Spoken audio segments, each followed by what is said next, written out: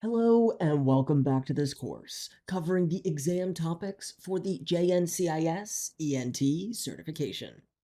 In this section of the course, we're reviewing Layer 2 security and loop prevention. In this lesson, we'll be covering Rapid Spanning Tree Protocol. In the previous lesson, we reviewed in detail how the original Spanning Tree Protocol, 802.1d, works to ensure a loop-free topology. In this lesson, we'll be taking a close look at a successor to the original 802.1d, defined in 802.1w. We discussed previously some of the drawbacks of Spanning Tree Protocol. Let's refresh those briefly. As we've seen, STP is quite slow to converge and to react to topology changes. When including that a port in a blocked state can wait an additional 20 seconds before transitioning to a listening state, the port can take a total of 50 seconds to transition from blocking to forwarding. Far too slow to be acceptable for modern networks. Another drawback is that the protocol relies on the root bridge to dictate the topology and changes in topology by setting the TCN flag. As we'll see in another lesson, a later iteration of Spanning Tree Protocol allows all participating bridges to participate in topology changes, allowing for much more rapid convergence. A number of changes and improvements were built into STP's successor, RSTP. Let's first review some of the differences between STP and RSTP at a high level. Rapid Spanning Tree Protocol is just that, rapid. There are many enhancements described here, contributing to the faster convergence and reconvergence times. The overall convergence process changes somewhat significantly from STP to RSTP. Though here we also have a few features that directly improve the convergence time as well. Later in this lesson, we'll review what makes a link a point-to-point link, though the key difference in the handling of these links is that they may transition from blocking to forwarding without waiting for the learning and listening time. Additionally, we have the feature of edge port designations, allowing for us to specify what ports are expected to be connected to end hosts, and therefore do not need to be placed in a blocking state, helping to ensure protocols like DHCP don't time out. We also have the ability in RSTP for a new root port to be calculated and transition to forwarding state without waiting for the protocol timers to expire. These three enhancements alone are significant to improving Spanning Tree Protocol's operation, though let's review the other main features here as well. Although RSTP still maintains the concept of a root bridge like in STP, where the other switches in the topology need to wait for the root bridge to send a notification for them to begin responding to a topology change, that is not the case with RSTP.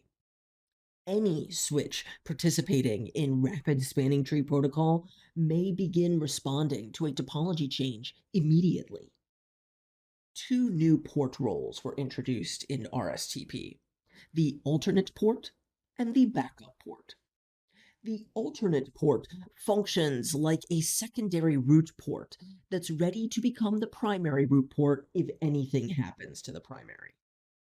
The backup port is essentially the same thing, but is a secondary for a designated port instead of a root port.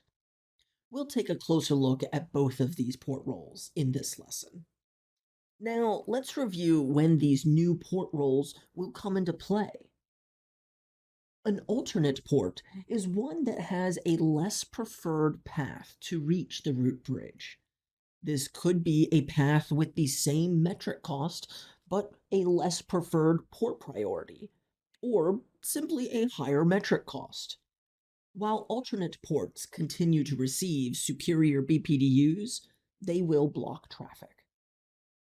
When we have the situation like we see in the diagram, between switch 2 and switch 3, where we have two ports on each switch connected to the same segment, the non designated bridge will have alternate ports, and the designated will have a designated port and a backup port.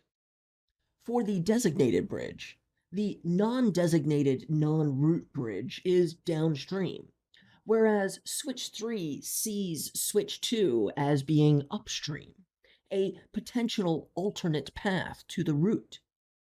A designated bridge is one which has a designated port, a port which connects to a downstream switch, whereas a non designated switch is effectively at the lowest point on the branch of the spanning tree it resides on, as it has no downstream connections, no designated ports. Designated switches are the only switch types to have backup ports, since a backup port is a secondary for a designated port. When multiple ports are connected to the same segment, and they would be a designated port, the lowest port ID on the designated switch will become the designated port, and the remaining will become backup ports. Now, to make up for adding new port roles in RSTP, the protocol designers decided to remove a port state, as we'll see in the next slide. Where in STP we had all four blocking, listening, learning, and forwarding states, RSTP only has three states. These three states are discarding, learning, and forwarding.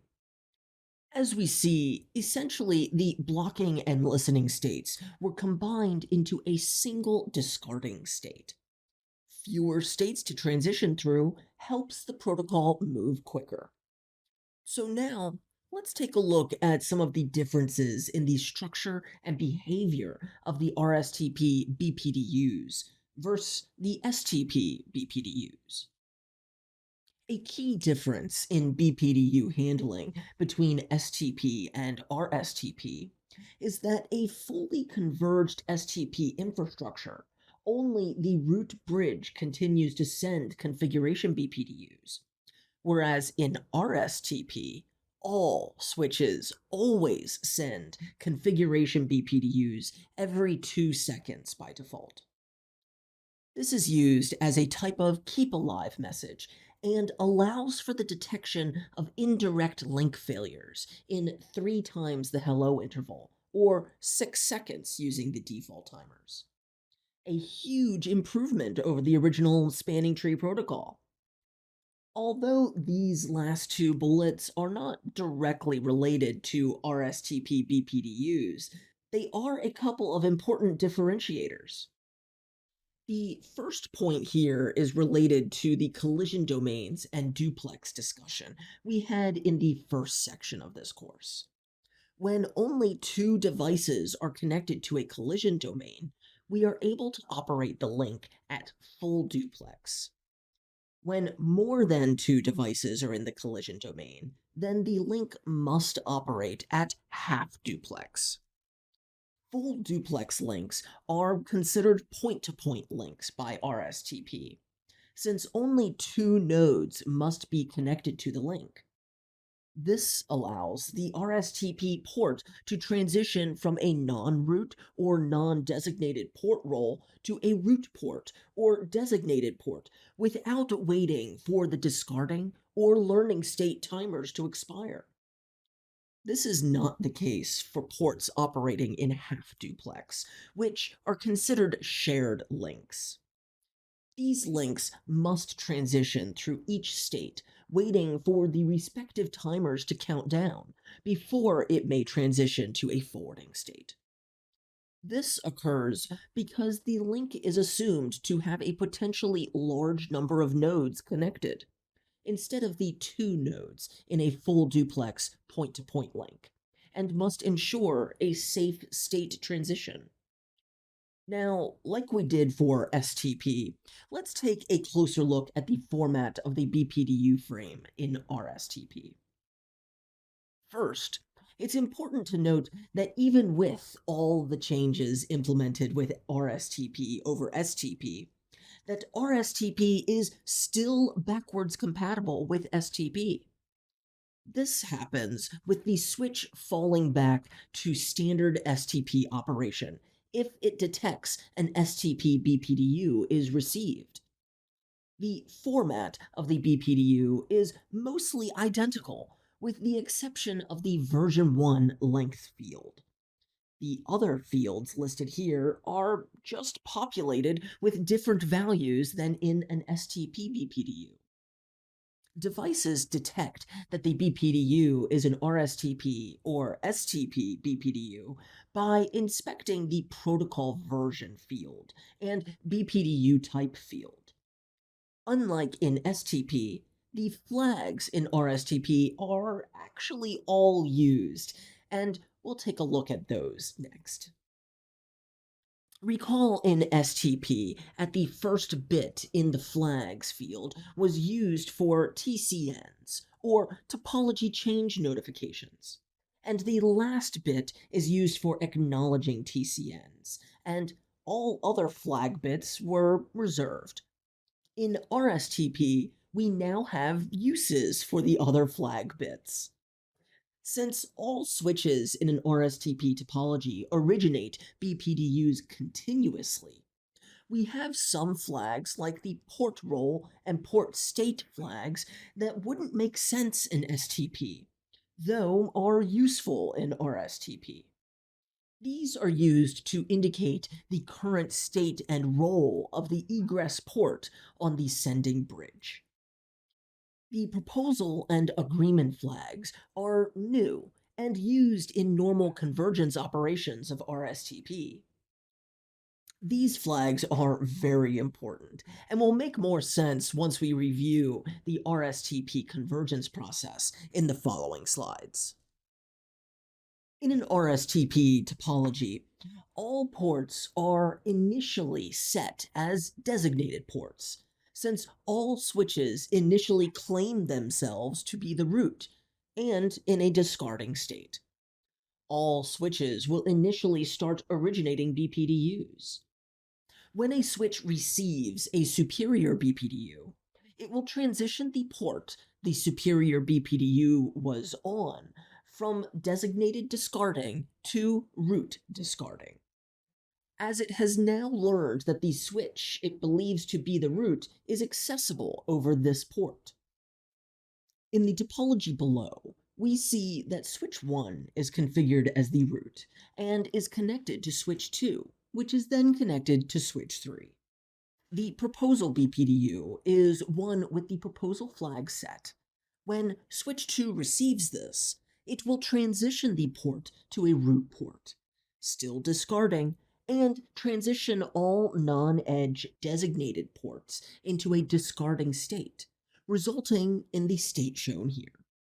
This process of transitioning non-edge ports to discarding state is called the sync operation. Once switch 2 completes transitioning its ports, it will send an acknowledgement back to switch 1 and transitions the root port to a forwarding state. Once switch 1 receives the acknowledgement, it will transition its designated port to a forwarding state. Switch 2 now essentially repeats the process with switch 3, sending its own proposal to switch 3. Switch 3 receives the superior BPDU and proceeds with its own sync operation, and sends an acknowledgement back to switch 2, transitioning the root port to a forwarding state. When the acknowledgement is received by switch 2, the designated port is transitioned to forwarding state, and switch 3 proceeds with moving the convergence further down the network until all switches are in a steady state and agree on the root bridge election. I know that the RSTP convergence process is a fair bit different from STP. I recommend perhaps reviewing this section of the lesson if you need to ensure you're familiar with the process. Now, let's take a quick look at an indirect link failure scenario and how RSTP handles this. In this scenario, we're looking at switch three's perspective of things. If the link marked here fails, when that link fails, switch two's root port has failed. So switch 2 now assumes the root bridge has failed and claims itself as the root. When switch 3 receives the inferior BPDU from switch 2, with the wrong root ID indicated, switch 3 assumes that there has been an indirect link failure, and switch 2 is now cut off from the root, because this is the only reason why switch 2 would send an inferior BPDU to switch 3. Because of this, switch 3 transitions the alternate port to a designated port and sends the superior BPDU proposal.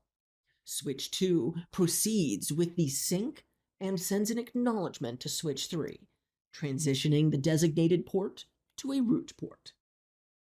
I appreciate you working through the rapid spanning tree protocol theory with me and reviewing its operation in depth. I hope that this has been informative for you, and I would like to thank you for viewing.